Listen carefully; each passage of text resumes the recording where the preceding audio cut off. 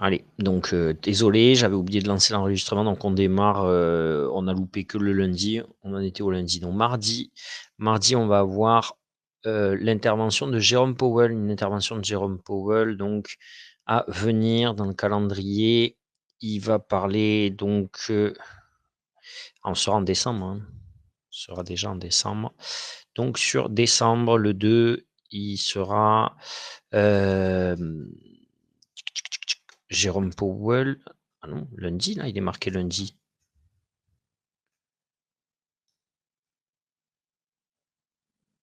Alors attendez. Parce que là, Powell est marqué lundi. Et ici, ah oui, 2h du matin. Oui, pardon. Donc c'est bien ça. Ok, j'y étais pas. Ok, donc c'est parfait. Donc ce sera bien lundi, dans la nuit de lundi à mardi. Donc bon, 2h du matin, ce qui fait 20h chez eux. On aura Powell. Donc on se le marque quand même, mais ça devrait être bien absorbé. 16h, on aura 14h55, pardon, on aura les ventes au détail. 16h, Bowman. 16h surtout, le rapport Jolts. Enfin, hein, puisque c'est des rapports que l'on n'a pas eu. Et là, c'est un rapport, vous voyez, regardez, la particularité qu'il y a, c'est que c'est le rapport de septembre que l'on va avoir. Hein. On sait que le rapport de octobre, on ne l'aura jamais. Hein. Donc là, c'est le rapport de septembre qui va sortir. Donc on est vraiment en retard, hein, dû à cet effet du shutdown. Donc c'est le rapport Jolts de septembre qui va sortir. On aura mercredi 3 encore des stats un petit peu sur donc le chômage américain, notamment avec des créations d'emplois du secteur non agricole, donc le chiffre ADP. Et donc celui-ci, il est bien de novembre. Hein, vous voyez, c'est bien l'ADP de novembre que l'on va avoir. Donc ça a son importance et on pourra faire une comparaison. Le marché va faire une comparaison entre novembre et le chiffre qu'il aura eu là-haut sur septembre. Hein. Donc ça va être intéressant pour le marché de comparer les deux. Les deux auront pas mal d'effets. Et là, vous voyez qu'on va revenir avec des indices de prix sur septembre. Tout ça, ça va sortir pour septembre puisque c'est lié donc au shutdown et à toutes ces statistiques qu'on n'avait pas eues. Mercredi 15h45, il ne faudra pas non plus se louper. 15h45, on aura le PMI service, donc très important. PMI service de novembre, donc qui va sortir. Et à 16h, donc on va avoir l'ISM de service, donc l'ISM non manufacturier à 16h. Donc quand même un mercredi assez mouvementé, hein, parce que entre l'ISM, donc non manufacturier, le PMI service et donc du coup cette comparaison qui va pouvoir être faite entre les chiffres ADP de novembre et le rapport Jolts de septembre, ça va faire beaucoup décaler, bouger les marchés. On va avoir donc jeudi 4 décembre, toujours comme d'habitude, 14h30, les inscriptions au chômage américaine. 18h, Bowman. Et vendredi, regardez ce qui nous sort. Donc, c'est le PCE de septembre qui doit sortir. Le PCE de septembre qui va sortir avec l'indice de confiance du Michigan. Donc, on sait que l'indice de confiance du Michigan, c'est un peu le chiffre que n'aime pas Powell. Hein, on le rappelle, c'est un peu le chiffre que Powell tempère, mais il est là, il sort et surtout, il aura son intérêt parce qu'on n'a pas eu de chiffre d'inflation depuis 2 mois. Donc du coup, et c'est le dernier chiffre que l'on aura vendredi avant de rentrer la semaine d'après dans une semaine de Fed, dans une semaine de réunion de la Fed la semaine prochaine. Donc la semaine du 10 décembre, pardon, sera une semaine de réunion de la Fed. Donc là, tous ces chiffres vont avoir quand même de l'importance, même si ce n'est pas de la hard data, que c'est du ressenti, que c'est des indicateurs de sentiment, des indicateurs de ressenti par les consommateurs notamment, ils gardent quand même une importance, ils gardent quand même un intérêt. Donc, ils sont vraiment à marquer. Donc, 16 heures, hein, 16 heures, c'est vraiment l'heure où tout va sortir vendredi et c'est l'heure décisive On a tout avec donc ce PCE Core plus donc les indicateurs, l'indice d'anticipation, l'indice du Michigan qui va donc aussi avoir son importance. Voilà. Voilà un peu pour ce qui va animer notre semaine de trading. Ce sera tout. Le reste devrait être pas mal. Tiens, ça, je vais le marquer.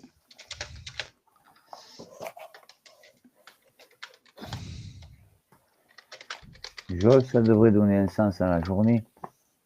Jols devrait donner un sens à la journée. Le PMI service additionné, surtout aux créations ADP, vont donner un sens à la journée aussi.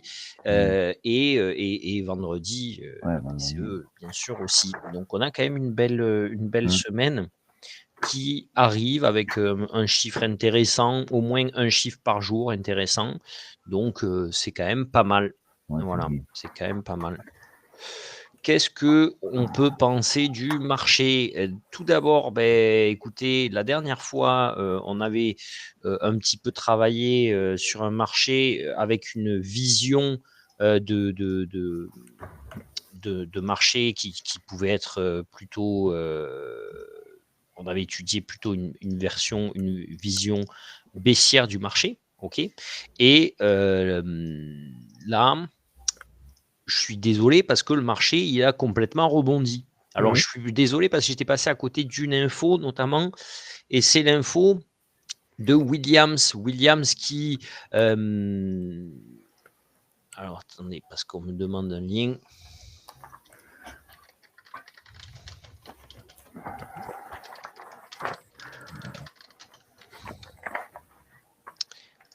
Hop, alors, attendez, je vais renvoyer le lien parce que ça aussi, ça réveille.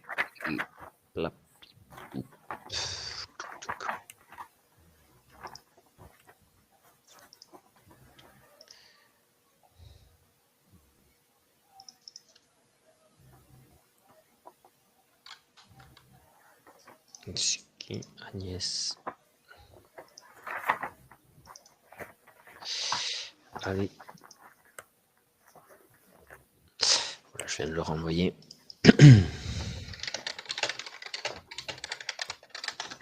Donc, je suis désolé, oui, parce que j'étais passé à côté un peu d'une information, une information qui était assez importante d'ailleurs, c'est que Williams, un des membres du FOMC, avait pris la parole pour nous dire que selon lui, du moins, en gros, selon lui, des baisses de taux devaient être à venir pour la Fed et qui prêchait en ce sens. Et donc, on le voit que sur ce délai-là. Regardez, la semaine dernière, si vous regardez la vidéo, on n'avait pas du tout ces statistiques en termes de probabilité de baisse de taux, et on voit que le marché s'est complètement inversé, hein, puisqu'on est rentré dans une psychologie maintenant où presque 90% du marché, on est même plus qu'il y a un mois, 90% du marché s'attend à une baisse de taux lors de la prochaine réunion du 10 décembre. Et comment interpréter ça? Donc ça, déjà, c'est pour ça que le lundi, on a eu un effet, et on a eu un peu un autre effet aussi, on va le voir un peu après, mais on a eu aussi un communiqué lundi, donc une reprise de presque 3% sur le marché, par un communiqué qui de Trump et de l'agence chinoise en même temps. Donc, c'est ce qui a recréé un petit peu ce dynamisme assez fort sur le marché. Je vais vous montrer quelque chose qui était intéressant à regarder en termes d'économie. En fait, bon, vous le voyez, le titre de la présentation aujourd'hui, c'est que donc, le marché drogué des sommets, le dernier shoot avant la redescente ou une nouvelle dose à venir. Pourquoi? Parce que, en fait, soit c'est le dernier shoot avant une redescente et donc le 10 décembre, une possibilité que la Fed déçoive le marché et ne baisse pas ses taux. Et donc, si elle ne baisse pas les taux alors que le marché s'attend à 87%, presque 90%, et dans l'attente de potentiel d'avoir une baisse de taux, on aurait vraiment un net recul sur les marchés et un effet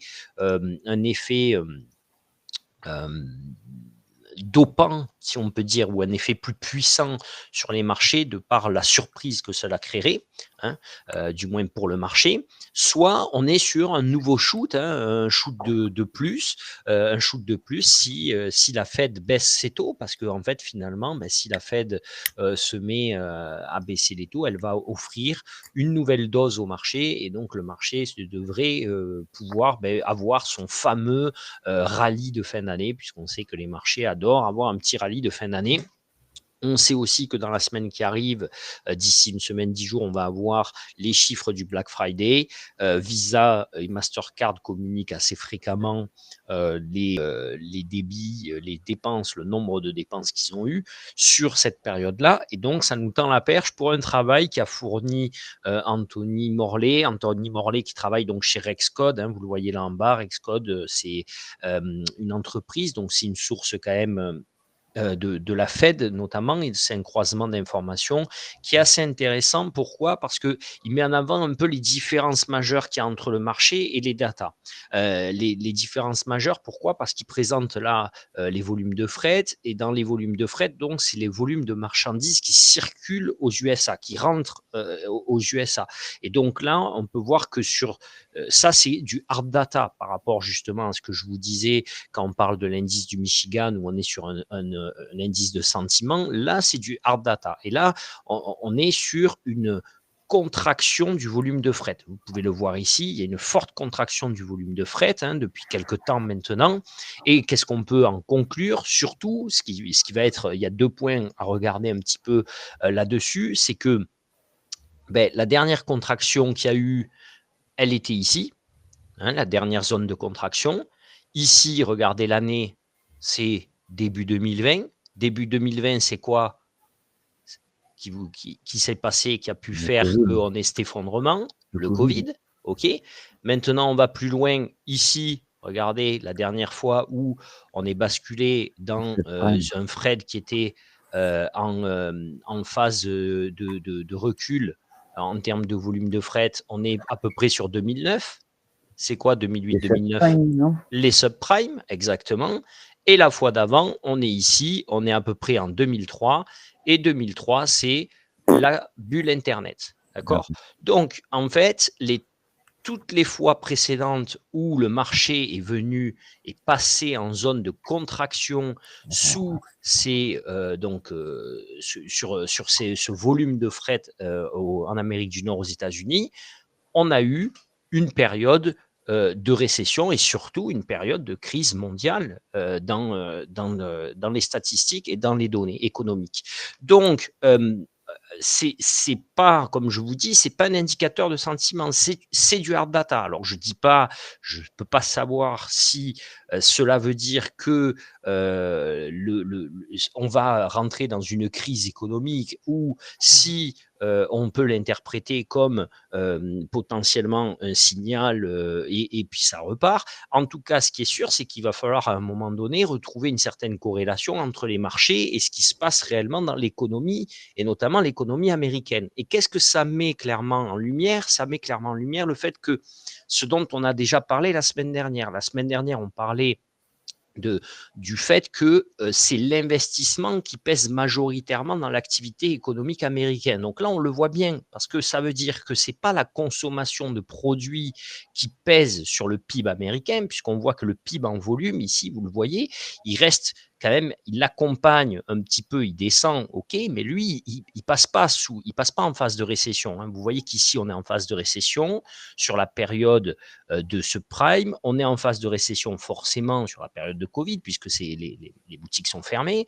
Mais comme dans la bulle Internet ici, on n'est pas en phase de récession au niveau de l'économie, du PIB américain. D'accord? On n'est pas en phase de récession, mais c'est donc le danger, et c'est pour ça que autant de monde lit ce qu'on est en train de vivre en la période de la crise d'internet, de la bulle d'internet, c'est que c'est l'investissement, des entreprises, l'investissement, des plus riches qui pèse majoritairement dans l'activité économique américaine et donc cette fameuse statistique, souvenez-vous, on en a parlé la semaine dernière, que 10 des plus riches sont acteurs de 50 de la consommation américaine, hein. Mmh. Donc c'est très marquant et là, ça se voit, c'est ce qu'on vient un petit peu, relire dans ces documents-là quand on pense à ça et on avait vu que c'est un peu une forme de boucle en fait, hein, qui est en train de se mettre en place avec les plus riches qui investissent et donc c'est cet investissement qui crée de la croissance et cette croissance est réinvestie et donc ça recrée de la croissance. Donc vous voyez, c'est un peu, on est dans un cercle comme ça qui notamment sur des boîtes comme Oracle, on en avait parlé la semaine dernière, crée aussi un risque systémique avec d'ailleurs même des couvertures, hein, des achats qui sont pris en couverture par certains sur la boîte Oracle. Et donc, ces assurances qui viennent couvrir un potentiel défaut de paiement de Oracle avec un crédit défaut swap, donc des assurances qui viennent, les CDS, assurer la dette notamment que peut avoir Oracle vis-à-vis des autres entreprises autour d'elle. Donc, on avait, dans le même sens, on a eu une étude du bureau d'études américain, le BLS. Hein, le BLS, souvenez-vous, c'est un peu, vous n'avez pas, c'est pas un bureau que vous connaissez, mais dernièrement, il a fait parler de lui parce que Trump a licencié ou voulait licencier sa responsable. Mmh. C'était une femme qui l'a voulu licencier car il disait que les statistiques, elles n'étaient pas dans les attentes et que donc du coup, il trouvait que ça servait à rien, que si ça servait à rien, ben, autant s'en débarrasser. Donc ce rapport du BLS, qu'est-ce qu'il nous montre? Il nous dit, et il nous met en avant une statistique, c'est que le chômage des 20-24 ans s'est levé en septembre à 9,2%. Hein. Pour rappel, les chiffres d'octobre ne sortiront jamais. Hein, on le sait maintenant, c'est officiel. On n'aura jamais les chiffres de octobre 2025. Mais en septembre, on était à 9,2% de chômage chez les 20-24 ans. Qu'est-ce que nous dit cette statistique et qu'est-ce que nous dit surtout Bloomberg par rapport à cette statistique? C'est qu'il y a une progression donc de plus 2,2% par rapport à l'année précédente. D'accord? Et alors, le fait que les jeunes de 20-24 ans, il y ait 9,2% de chômage sur cette catégorie-là, c'est quelque chose qui est déjà arrivé. Hein, c'est pas ça qui pose réellement le plus gros problème, mais c'est la rapidité à laquelle la progression a eu lieu. Et donc plus 2,2% par rapport à l'année précédente. Bloomberg souligne que cette hausse-là, une hausse de cette ampleur, c'est assez inédit et que c'est inédit, mais ça arrive en période de récession. C'est quelque chose qui n'arrive pas hors période de récession et c'est quelque chose qui arrive en période de récession. Donc, maintenant, un petit peu, qu'est-ce que ça va être l'enjeu? L'enjeu, clairement, on le voit, c'est un marché donc qui va devoir s'attendre à maintenant une baisse de taux ou pas au mois de décembre. En fait, il n'y a que ça qui va commencer à monopoliser l'intérêt du marché, hein, qui l'a déjà monopolisé à mon sens, et qui vraiment est important.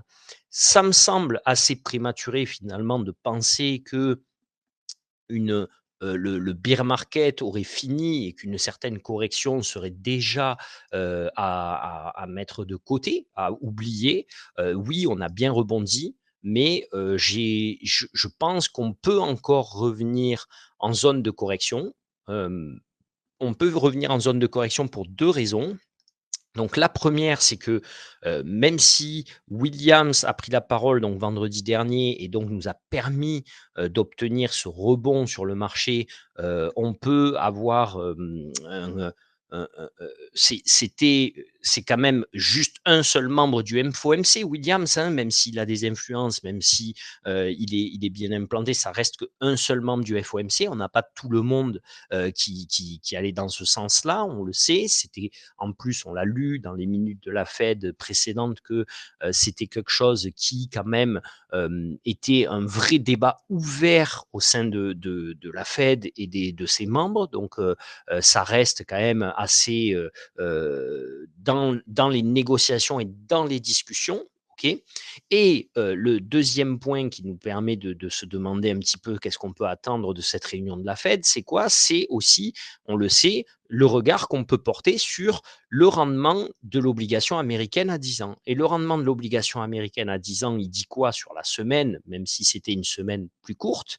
Ben, quand même, il a plutôt eu tendance à baisser sur cette semaine-là. Et donc, sur les 5 derniers jours, regardez, on a eu, je pense que je l'ai là, voilà. Sur une semaine, on est quand même à moins 1,08. OK, on a ouvert la semaine ici plutôt vers les 4,06. On est même descendu en dessous des 4% à quelques reprises, hein, une fois, deux fois ici, en dessous des 4% sur la semaine, alors que c'était une semaine finalement plus courte sur les marchés. Et donc, qu'est-ce qu'on peut comprendre de cette baisse du taux obligataire à 10 ans? Ben déjà, on peut en déduire deux choses. On peut en déduire que on va avoir un marché où la smart money, où ceux qui comptent le plus sur le marché, finalement, ne sont pas ceux qui s'exposent sur les actions et qui profitent déjà du rebond, mais qui viennent se couvrir. Souvenez-vous, hein, que quand l'obligation baisse, ça veut dire qu'il y a de plus en plus de personnes qui demandent l'obligation, qui sont prêts à investir dans cette obligation. OK? Et donc, ce marché qui a rebondi a finalement plus rebondi sous l'effet d'annonce. L'effet d'annonce a le premier point d'effet d'annonce, c'est Williams vendredi qui nous annonce qu'il estime que des baisses de taux sont à prévoir le plus rapidement possible et donc en décembre aussi. Et l'effet d'annonce 2, c'est lundi 15h30, pile 15h30, hein, au moment de l'ouverture des marchés américains à la minute près. On a un communiqué de presse qui tombe entre l'administration de Trump donc, et l'agence chinoise donc qui sort pile au moment de l'ouverture, et donc les algorithmes qui partent plein fer là-dedans, avec donc, du coup, une reprise de plus de 3% sur le marché lundi, et donc un communiqué qui, selon l'agence chinoise, explique qu'en gros, ben, Xi et Trump se sont parlé, ou Xi et Trump se sont parlé, que ça se passe bien, qu'ils ont bien discuté. Euh, Dedans, quand même, le communiqué, on peut lire que entre les lignes, il y a un petit paragraphe quand même où, en gros, on parle de Taïwan, où il t'expliquait que le président Xi a dit à Trump que Taïwan était l'affaire de la Chine et que Taïwan était chinois, et que, en gros, ben, c'était comme ça, c'était historique, et que ça avait lieu à rester tel que c'est. Donc, à expliquer quand même un petit peu que c'était chasse gardée. Donc, ça, c'est quand même un petit peu, on remet en place sur l'échiquier des débats, des questionnements sur le, la géopolitique, hein, l'importance de la géopolitique et donc de cette action au terme dans des négociations économiques. Pourquoi venir parler de Taïwan, hein, si ce n'est pour quand même mettre en place dès maintenant certains pions. Et donc, après, avoir un marché qui rebondit lundi de 3%, parce que on communique comme quoi Xi et Trump se sont parlé et que ça se passe bien, moi, ça, j'ai un peu du questionnement qui me vient, parce que je me dis, je comprends moyennement, normalement, le discours, ou du moins la rencontre Xi-Trump, on l'a déjà pricé, hein. Je ne sais pas si vous vous souvenez, mais Xi Trump, c'est la dernière bougie sanguinolente, la dernière bougie qui faisait mal en termes de journalier, et qui est venue titiller des points bas ici, hein, celle-ci là de octobre. Voilà, là, c'est l'effet dispute Xi-Trump. Et normalement, regardez, depuis, on était reparti sur le plus haut de tous les temps avec le, comment dire, le fait que Xi et Trump tweetent ils allaient se rencontrer et que tout allait bien. C'était il n'y a pas si longtemps que ça, mais normalement, c'est déjà pricé. Et là, ben, on rebondit sur à peu près la même zone, hein, regardez, sur la même zone. On rebondit parce que on a Xi et Trump qui se sont parlé. Et donc là, je crois que c'est par là, lundi, ici, voilà, lundi, on a plus finalement 500 points, 600 points, parce que Xi et Trump se sont parlé et sont d'accord. Bon, ben, OK. Moi, je pensais qu'on l'avait déjà pricé, donc j'ai un peu du mal à suivre le marché. En tout cas, ce qui est sûr, c'est que finalement, si vous voulez, ce que je me dis, c'est que tant que le 10 américain, lui, ne suit pas cette tendance et ne repart pas finalement vers les 4 et n'est pas sur une bougie, sur des bougies haussières, hein, plutôt vers 4,14 voire 4,20 comme il pouvait être justement, ben, regardez ici au mois d'octobre, hein, finalement, quand c'était un peu plus chaud. Euh, Ça veut dire que la smart money, elle, est plutôt en dessous ou autour des 4%, et donc finalement se protège d'un potentiel risque économique sur le pays et se disent, bah, de toute façon, le rallye, on a le temps de le prendre. Pour l'instant, on ne va pas non plus s'exposer tant que on n'a pas non plus la Fed qui rentre en position. On sait que le trader retail a de plus en plus d'impact et de plus en plus d'effets sur les marchés. On le sait notamment parce que, ben, comme on disait tout à l'heure, 10% des Américains les plus riches pèsent énormément dans l'investissement. Et donc, finalement, on n'est pas, pour moi, sorti de cet effet de marché un petit peu correction, un petit peu bear market, hein, puisque par rapport au plus haut où on était parti, on est toujours là, on était toujours sur, vous voyez, des plus hauts de plus en plus bas, d'accord, qui, du coup, depuis cette semaine, a rebasculé sur des plus hauts de plus en plus hauts, ok, mais qui est toutefois à faire attention parce que c'était sur des journées un peu avec moins de volume, avec moins de monde sur le marché et donc avec de la latéralisation. Qu'est-ce qu'on peut attendre donc de la semaine à venir, hein? Ça va être deux choses, ça va être deux points. Ça va être le premier que on va avoir quand même un effet d'attente de la Fed, hein, et de la possibilité que la Fed vienne nous décevoir ou ne pas être ne pas donner ce que peut attendre le marché. Et on peut avoir surtout là, dès lundi, une phase un petit peu, ils sont montés sur du vent, ils sont montés sans nous, on va revenir peut-être un peu plus vers des seuils intéressants, peut-être les 25 000 points. On est monté finalement un peu fort sur rien du tout. Voilà. Donc, on peut très bien aussi faire ça en attendant de revenir, en attendant la Fed finalement. Soit on a notre baisse de taux, soit on l'a pas. Et là, si on l'a pas, on pourra au moins s'être protégé, ne pas être monté trop haut.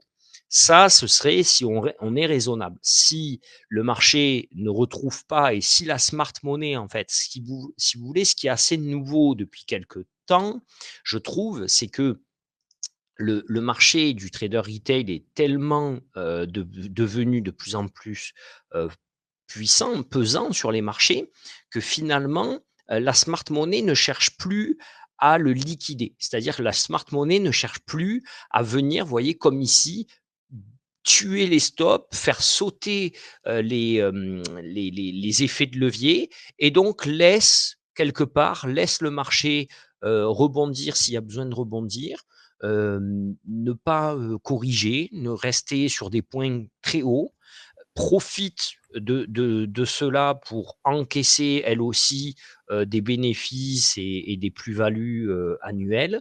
Et puis, finalement, quand on a du rouge, regardez, on a souvent des grosses variations d'un seul coup à la Mmh. baisse. On peut perdre 2-3%, boum, d'un seul coup.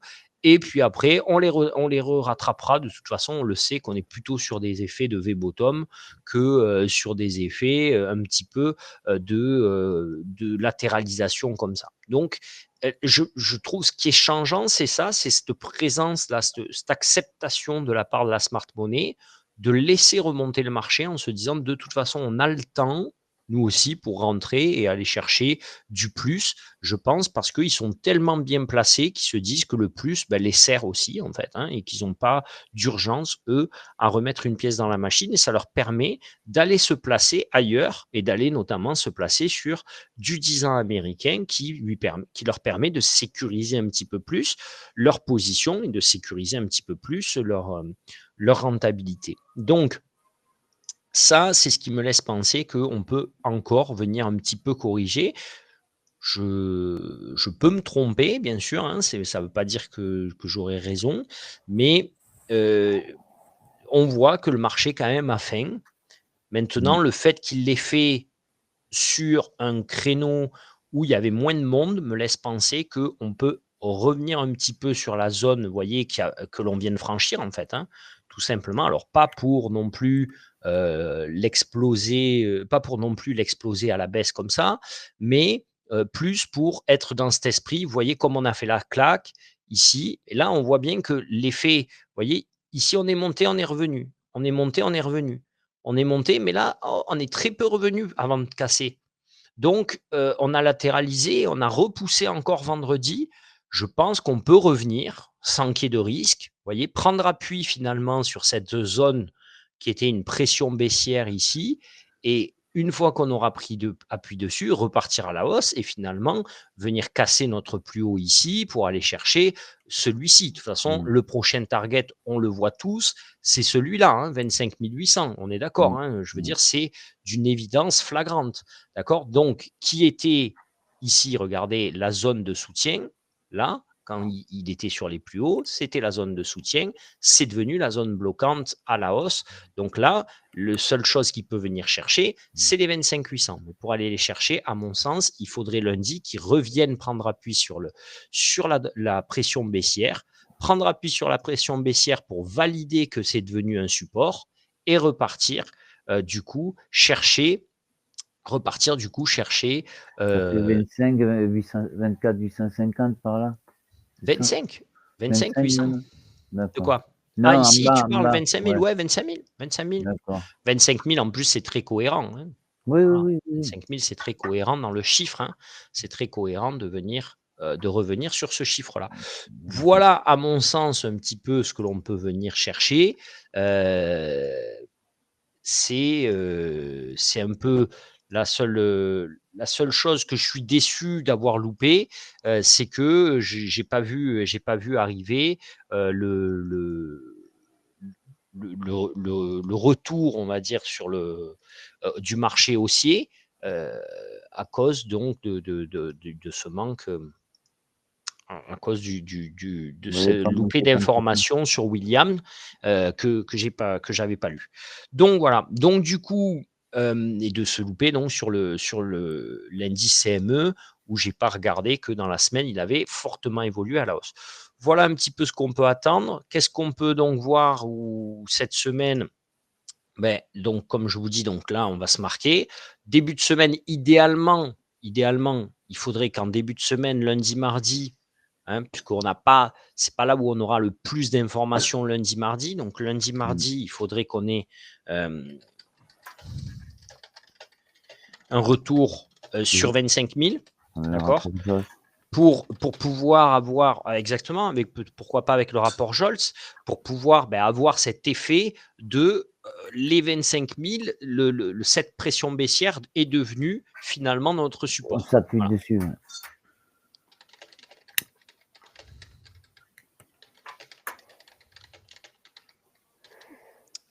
Et donc, selon quoi, après, il nous restera mercredi, jeudi, vendredi.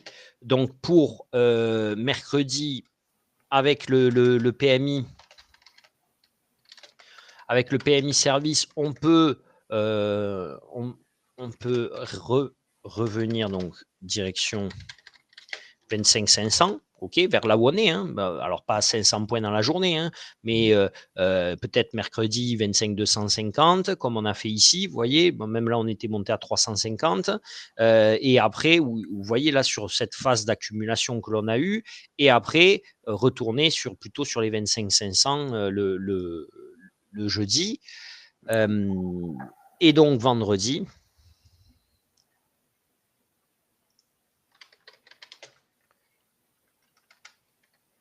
Donc puis vendredi, donc là, ben, selon le PCE Core, hein, selon le PCE, on va attaquer 25 800.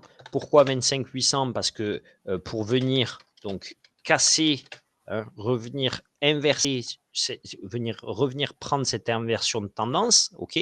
25 800, on l'a vu, c'est ici, venir casser le dernier plus haut, hein, qui était le dernier sommet de cette pression baissière. Okay, si on arrive à le casser, ce sera super pour venir dessus. Hein. Donc là, entre 720 et du coup 800, on ne va plus toucher, hein, parce que c'est le moment où ça peut être très bloquant. Et la zone 2,5, 3,5, elle est valable maintenant? Est-ce qu'elle est valable? En 25? Ouais, parce qu'on avait mis 2,5. Si ça redescend, ouais. Si ça redescend, ça va être normalement intéressant de la prendre, mais à l'achat. Parce que oui, c'est ça. Non, ouais. Parce que cette zone, on avait dit, c'était la semaine dernière ou il y a 15 jours, elle n'était pas bonne. Du moins, elle était dangereuse. Non, on avait dit qu'elle était dangereuse à la montée.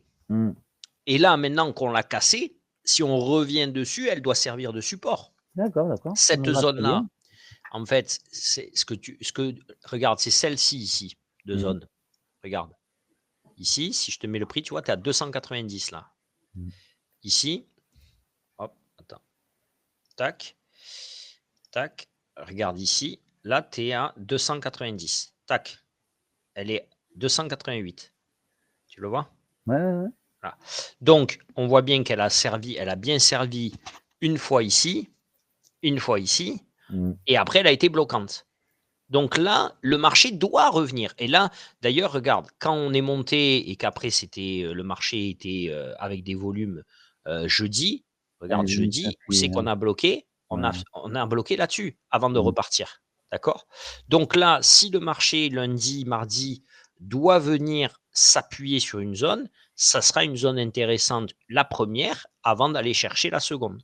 Tu vois? Ouais. Voilà. Donc, mais idéalement, il faut qu'il essaye de revenir prendre appui sur ce canal quand même, hein, sur cette pression baissière. Ce serait top. Ça serait top. Okay. D'accord, merci. Donc voilà.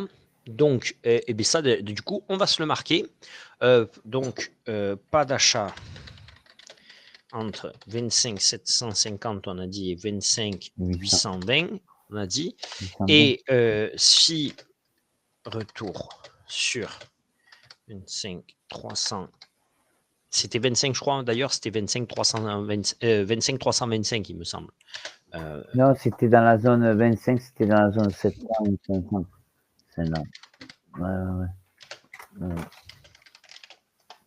Parce qu'il y en avait marqué deux. Donc voilà, donc si on fait un retour quand même sur la zone 25 300, 25 250, là, les paliers devraient être bons parce qu'ils devraient vouloir sauver la zone, là, comme on le voit ici, hein, quand il tergiversait sur... Là, vous voyez, toutes les bougies, il n'y en a aucune qui est en cul plat. Hein, elles sont toutes avec un plus haut, plus bas. Et là, c'est que des bougies 1 heure. Hein, donc, imaginez là le nombre de ping-pong qu'on a fait dans l'heure entre chaque palier, alors qu'il y avait très, très peu de volume. Donc, imaginez s'il y avait eu du volume. Okay. Donc, voilà. Et voilà. Tac, tac, tac. Donc, ils seront bons si on prend si on revient à 25 300. Puis, attention, donc, après, on vient chercher, espérer 25 000. Et là, il y en a un qui est pas mal. Celui-là, il est pas mal. Là, 25 100. 125, là, il est pas mal. Mais bon, il sera moins dangereux un peu plus haut. Voilà. Voilà pour les zones qui peuvent être intéressantes. Et donc, la zone bloquante par le haut, vous l'aurez compris. Le seul target que moi, je peux voir, c'est le 750-800. De toute façon, regardez, on est vraiment collé à cette zone-là. Hein. On est vraiment collé à cette zone-là. Donc, on voit bien que de là à là, il n'y a rien. Voilà, ici, regardez ici comme il n'y a rien. Hein. Regardez ici comme il n'y a rien. Regardez ici comme il n'y a rien. Regardez ici comme il n'y a rien. Hein. Donc, on voit bien que chaque fois qu'on est venu finalement casser, regardez ici, chaque fois qu'on est venu casser depuis donc le 24 octobre, chaque fois qu'on est venu sur la zone, pouf, pouf, pouf, pouf, pouf. C'est pas du tout une zone où c'était dur. Vous voyez, c'est une zone, là, c'est du beurre, quoi. Ça veut dire que de là à là, il n'y a personne. Voilà. Donc, si on monte, normalement, on monte comme du fil dans du beurre. Hein, comme un couteau chaud dans du beurre. Voilà. On le voit bien, je trouve. OK. OK, OK, OK. Ça veut dire que s'il passe 5,60, il va aller jusqu'au 7,5. Ah oui. Ouais, ça veut dire que s'il passe 5,60, je vois pas comment il peut ne pas aller à 7,5. D'accord. Voilà. Ou au moins à 650, là, tu vois. Ouais. Au moins, là, dans le corps ici, là, tu vois, et qui était ici le point haut un peu, qui était ici un peu plus bas que le 7,5. Tu vois, ici, c'était 717. Donc, si on vient un peu plus bas que 717, 650, c'est pas mal. En plus, Mais, 650, c'était une bonne zone de rebond. voilà, Je me souviens. donc, tu vois. Voilà. Tu Mhm. vois. Mais on voit bien que quand même, regardez, hein, ici, comme il a pu percer ici une fois, ici deux Mhm. fois, ici trois Moi fois, aussi. ici Même quatre là, fois, voilà. ici cinq fois. Ouais. Il n'y a jamais eu de zone de tergiversation. C'est que des Non, bougies il très monte, bleues, quoi. il monte direct. On est, regardez, là, on est que sur des cubes plats, d'accord, jusqu'à 800. Mhm. Ici, que sur des cubes plats, et c'est des bougies 1 heure. Hein. Que sur des culs plats, regardez, on est au 286 dont on parlait, et derrière, pouf, que des culs plats 1 heure. OK. Quand on revient sur la zone ici, que donc on casse le 560, il est où? On a dit 560, il est par là. Regardez, ici, que des culs plats, pouf, pendant 1, 2, 3, 4, 5, 6, 7 heures. 7 heures pour aller chercher le 800 presque, 775. Et bon, et après, on était tombé. Voilà. Donc, chaque fois, c'est que des culs plats. Il n'y a pas de tergiversation. C'est pchut, pchut, pchut. On monte en ligne droite, quoi. Donc là, nous, c'est ce qu'on est en train de refaire. Hein, on le voit bien. Si on prend le point ici, les points bas d'ici, on voit bien qu'on est monté très fortement sans faire de phase de retournement. Soit on a un peu la phase de retournement pour prendre appui et repartir, soit on part comme on a fait ici, quoi. Hein. Voilà. Hein. On n'est pas du tout à l'abri qu'on soit sur une semaine comme celle-là. Hein. Vous voyez, on est parti de là, finalement. C'est un peu ce qui s'est passé. On était, regardez, mardi 25 novembre, donc on est parti de 24 876, comme ici, là, 24 800, OK. Le 24 novembre, on est parti de même 24 500, et regardez, là, en quoi, ça a été le mercredi 22, là, c'était le mardi 28. Donc, en une semaine, on avait gagné tout ça. Bon, ben là, on est en train de refaire pareil. On était là, en une semaine, on peut gagner tout ça. Hein, L'autre moitié. mardi 25, mercredi 28, mercredi 3, on peut être là. Hein, 24, 25 800, ça, il n'y a pas de problème. C'est la même poussée, la même ligne droite. OK, c'est possible. C'est pas, c'est pas impossible. Mais en tout cas, au milieu, il y aura une étape à 800. Et donc, nous, on peut se mettre un target un peu plus bas. Et donc, si on casse 600, comme il disait Michel, 560, ça voudra dire qu'on ira chercher au moins peut-être le 7,5, 750 ou 700. En tout cas, espérons qu'il ne fasse pas sans les Américains. Et si c'était le cas, moi, je serais très prudent à l'ouverture américaine, que les Américains ne viennent pas calmer le jeu, en fait. Ne viennent pas dire, attendez, là, vous êtes montés sans nous, on n'était pas là, on revient, Voilà. et ça, je veux dire, ça, c'est pour ça, ils le font souvent. Hein, c'est vraiment, c'est les pros de faire ça. C'est-à-dire qu'en 10 minutes ou 15 minutes de l'ouverture, tu peux très bien partir de là et finir ici à 25 000 et repartir et le soir refermer à 25 600. Ouais. C'est pas du tout impossible. Peut-être pas 600 points de delta, mais 200, 300, des fois, tu les as. Tu les as Même amplement. plus. Ouais. Donc, du coup, ils peuvent très bien revenir là et repartir et fermer 400 points plus haut le soir. Ça leur fera pas peur. Mais d'entrée de jeu, si nous, on est trop monté sur futur, d'entrée de jeu, ils peuvent avoir une correction assez fulgurante. Donc, il faut pas sauter dans l'arène dès les premières minutes demain. Hein. Vraiment. Hein. Ouais. Attendez le rééquilibrage entre futur et cash. Hein. Voilà. OK. Ouais. Voilà à tous. Donc, écoutez, s'il y a des questions, dites-moi. Non, moi, ça va. Merci. Allez. Moi, ça va un peu ça. Tac, tac. Merci. Eh bien, parfait. Voilà. Alors, c'est bon. Alors, belle fin de soirée à tous. Merci d'avoir été présents. Cool. Et puis donc demain, 15h30 pour le live. Mais attention, Michel, et attention les autres, ne sautez pas à 15h31 dans l'arène. Hein. Ouais. Même si ça pousse un petit peu la première minute, on connaît, ils peuvent en 3 bougies tout réabsorber là. Et pareil, hein, ne sautez pas sur le premier palier de l'ouverture. Hein, parce qu'il peut être avalé en une seule bougie et la bougie d'après être revenu. Quoi. Donc, les boules. Je vois ce que tu veux dire. Les boules. D'accord. Hein. On va attendre que ça prenne un sens.